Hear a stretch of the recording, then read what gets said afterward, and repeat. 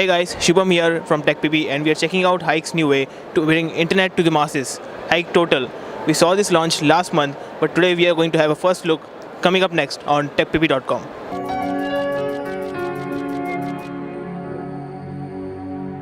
So Hike Total is an Android-based platform for feature phone users who are just moving to the internet and don't want to get overwhelmed by all the advanced features.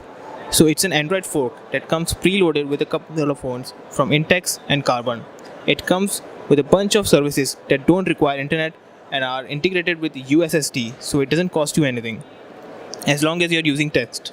For images and all that, Hike Total comes partnered with Airtel and a couple of other network operators for offering sachets that start from as low as 1 rupee and give you 20 MB of data.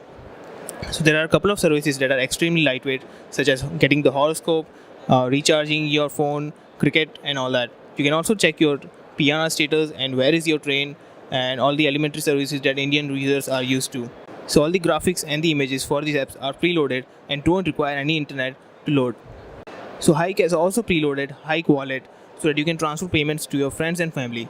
It's based on UPI and works offline as well, so you don't need internet for that as well. To log in all these apps, you just need your phone number once and the phone will automatically log in all the services without having you to type anything.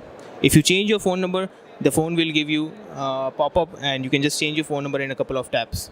So that was our first look at Hike Total. They're expected to launch sometime in the next month and will be priced somewhere around $30. Hike has partnered with a couple of operators to offer them in the stores like Airtel, BSNL.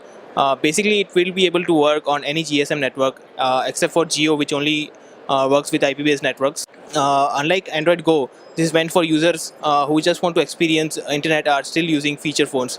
Once they are comfortable with internet, they can install any app they want and just use it as any normal phone.